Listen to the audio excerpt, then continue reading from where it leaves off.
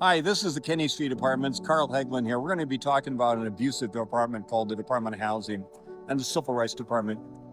Those departments are supposed to administer the code, but instead what they are is they're actually acting as adversaries for the tenants.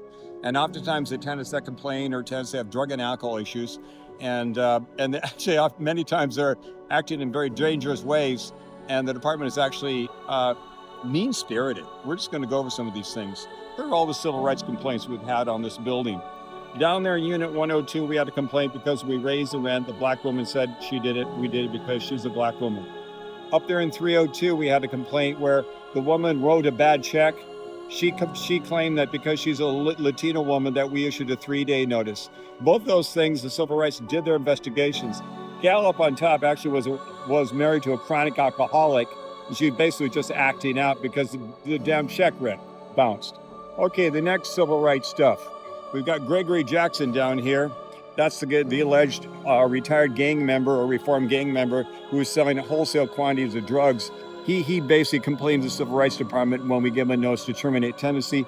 He came back actually lately this last year to complain that the reason we referred his file off to collections was because he was a black person, and also the reason we didn't return a tenant credit check or a tenant reference for the landlord. His new reference was because he was basically black. No, he didn't want us to because we had told them the truth. Okay, 204 is where the stabbers were. Gal did a role reversal on the movie Psycho. Very dangerous, very scary. They made 2 complaints to the Civil Rights Department. It's quite bizarre, guys. You're really going to find that story amazing. And then over here on the end, on the second floor, we have Charlotte Bannister. She made 3 complaints to the Civil Rights Department. Now, here's an example of how abusive this department is. How mean-spirited and abusive. Now, this department's been like this for 10, 12 years, except now it used to be where they wouldn't put things in writing. Now they have no problems with it at all.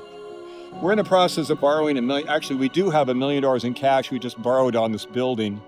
Back in February, I find, in fact, that there is a lien on this property that dates back to 2004, and we're having difficulties getting a release on it. I go to Michelle Hunter.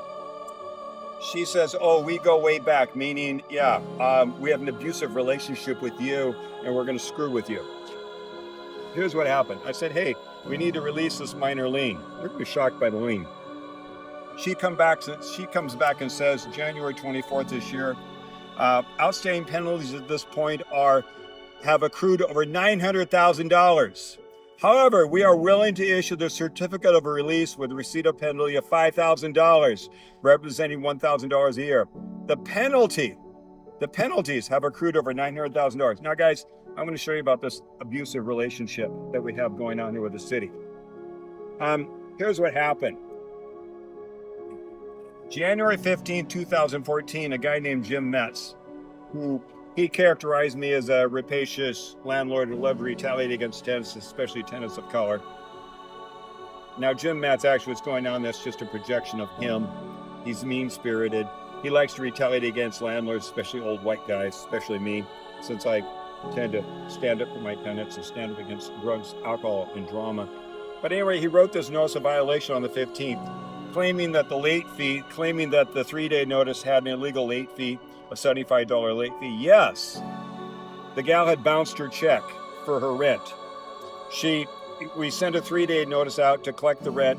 We included a $75 late fee. Yes, the notice was defective. Then he went on to say that it also included an illegal, and the amount owing is based on a notice of rent increase in violation. Well, actually, it's not. Here's what happened with this deal, and you'll like this. We have all the documents. January 2014, here's the notice. She bounced a check for $860. It didn't include the rent increase. We forgot to include that. And it include, there's a $75 late fee. Now, on 3-day notices, you can't put late fees. That needs to go on a 10-day notice. Okay, so we're talking small violation. All right, that was January 8th. The gal complained to the Civil Rights Department back in January about the rent increase, and they said, hey, basically, you better pay it. The 3rd time she went down to the Civil Rights Department. The other 2 times they actually did full investigations, got subpoenas to, go in and have our statements and affidavits. Yeah, okay. Again, it's a weapon.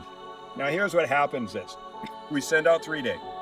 Here's Jim Metz's letter dated January 15th saying, we got a late fee illegal rent increase.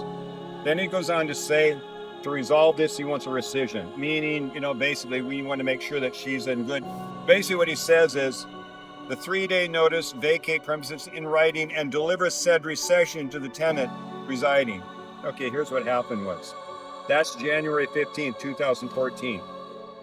January 17th, the day that I get the letter, here's this nice letter I write back. And again, this guy's the guy who's characterizing me as the rapacious landlord who loves to retaliate against people of color. This guy's the one who wants to retaliate. Another tough situation for the working people. As you're aware, the rents at the Kennedy Street apartment were kept very low for several years, and now we're in the process of upgrading the building and raising the rents. Yeah, we did a bunch of interior upgrades. All the units have strip vinyl floors or laminates. The majority have stainless steel appliances. They're actually very nice. For years, we have kept the rents artificially low for our working tenants. Unfortunately, this time we're upgrading the building. We'll continue to raise the rents every few months. No kidding. Her rent, we raised it. Her rent was $885. Current rents on our units are $1150 to $1,300 on the new tenants that are there. Okay, then I say she has not to complain. She has cheap rents, okay?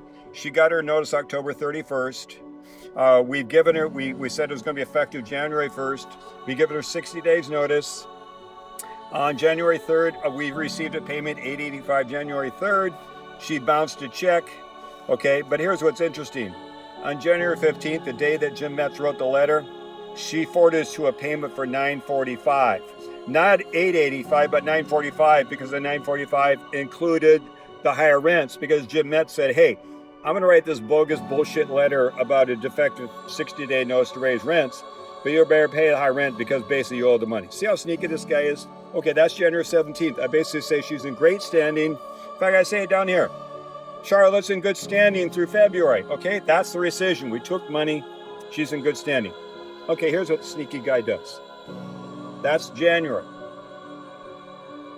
August, he files this as a lien on the property, knowing that we wouldn't find it for 4 or 5 years, either when we refinanced it or when we resold it. Okay, 5 years later, we find out about it because we're refinancing the building. Yeah, okay. So then I go to the city. I say, hey, Michelle, we got this lien. We're getting $1 million back. We got a lien that's holding it up. Michelle comes back and says, what a nice little administrator. And I had all these papers too. Oh, by the way, here's what the tenant was like too. Bannister. There's 20 additional 3-day notices that we gave her, including 10-day notices, like for instance, when her son threw a stereo out the window because he had these junky cars in the parking lot. Didn't like it, threw a stereo out there. No. May 18th, we kept her until we kept her. She caught cancer. Yeah, she caught cancer. We felt bad about what happened. When we finally evicted her, she owed us $7,100 because she had cancer. And we tried to work with her to give her some time, to get her relatives to step up. They never stepped up. Yeah, we went the extra mile with this gal.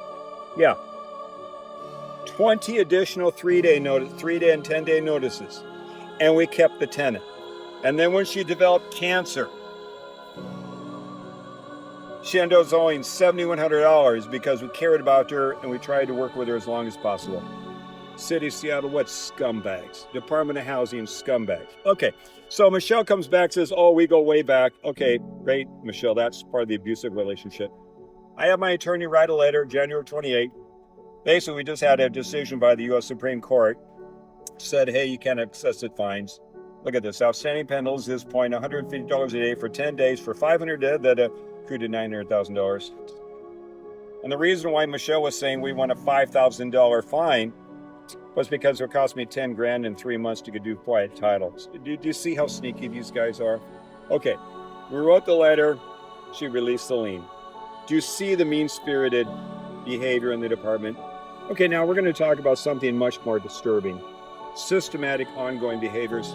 When I sued the city, we received some notices where they had blanked this out because it was a conversation with the city attorney between Diane Davis and the city attorney. I've been struggling with this director's order and probably have spent way too much time on it. Here's what it says.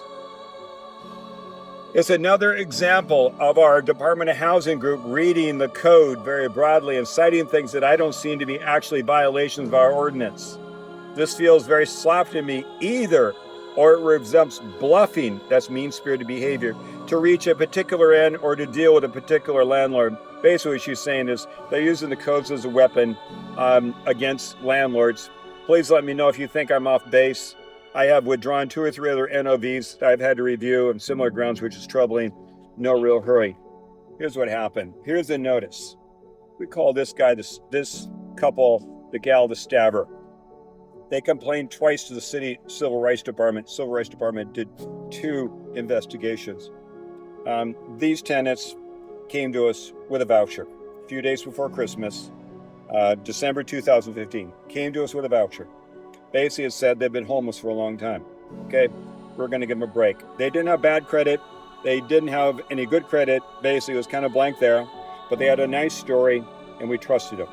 Here's what happened was they did a role reversal soon after they moved in. A role reversal. They were crazy. They were drug addicts. The boyfriend was selling drugs. Did a role reversal. She grabbed a knife. Guy was laying in the bed, chest up. Came into their bedroom, grasped both knives with her 2 hands, and it was threatening to kill the guy. Knife was coming within inches of the guy's chest. I happened to be going past the building and saw the police cars out there. Here it is right here. Saw the police cars. 6 police cars, 8 car, fire truck. Cops told me I should get rid of these crazy people. Here's what happened. Victim stated. He stated that he needed to get away from her. Okay? Victim stated he even this guy's stupid. He showed the suspect picture of the other girl he was seeing. Victim stated suspect blew up emotionally and started throwing things. What a stupid idiot. The guy's a goddamn drug addict and a drug dealer too. The suspect took the knife with both hands and stood over him, and the victim stated the suspect said, "If you ever leave me, I will stab and kill you." The victim stated she mentioned it as if she were stabbing him, moving the knife up and down as if she were thrusting the knife into his body. The victim stated he was in fear for his life. He said he thought he would kill her. Isn't that bizarre? And then he makes a complaint, and then we send him 10-day notices. They make a complaint to the Civil Rights Department claiming we did that because they're black and retaliating against him. Isn't that horrific? Isn't that horrific? That woman is that crazy she could have turned on the tenants. Officer on duty said, get rid of these crazy people. Plus, the guy was selling drugs. Now here's the next thing that the guy did. He's selling drugs doing the 200 handshake down below. A couple weeks after this, we have an altercation with a maintenance guy. Now, Ryan Weatherstone, Department of Housing, who's one of Jim Metz's cohorts and works with this other gal, just mentioned her. Here's what happened with my maintenance guy. Second floor apartment, that's the guy who was the victim, 205, began screaming from his window, "Hey, motherfucker, did you turn off the water? Who the fuck are you? Why the fuck are you turning off the water? You are nobody, motherfucker."